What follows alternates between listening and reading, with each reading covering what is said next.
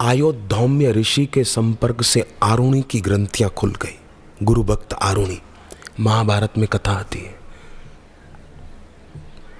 बरसात हो रही थी खूब, कई नए आए हैं इसलिए मैं बताऊं। बरसात खूब हो रही थी। महाभारत की कथा है ये ग्रंथ महाभारत।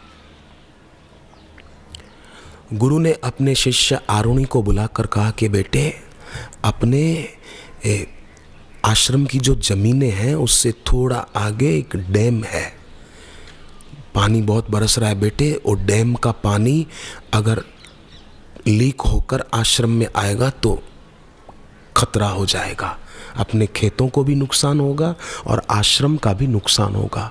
जाओ बेटे, पानी को रोको, कैसे भी डैम का पानी लीक होकर अंदर ना आए आश्रम में, जाओ।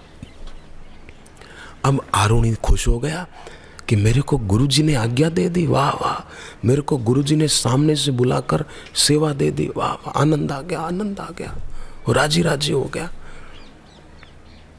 गुरु शिष्य को खुद बुलाकर कोई सेवा बता दे, समझो वो सेवा नहीं, वरदान है, वरदान। अरे गुरुजी ने मेरे को सेवा बता दी, वाह वाह, नाचने लग गया आरुणि। गया,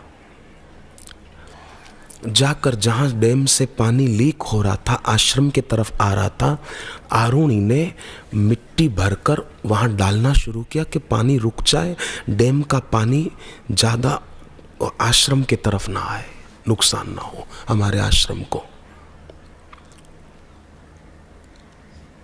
पर पानी था कि रुकने नहीं आता और मिट्टी को भी बहा ले जा रहा था जो आरुणि डाल रहा था। तो आरुणि पानी रोकने के लिए मिट्टी की जगह पर खुद लेट गए।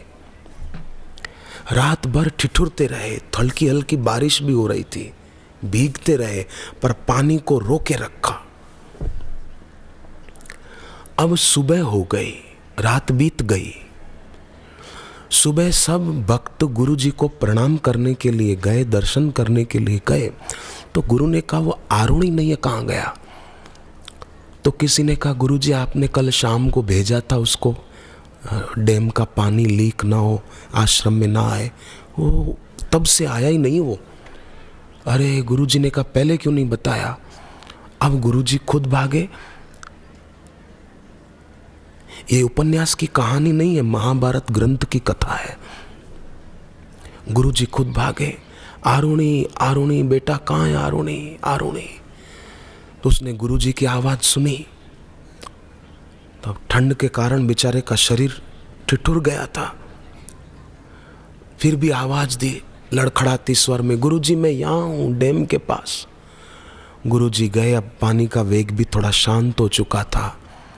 गुरु जी ने देखा, सारी स्थिति समझ गए।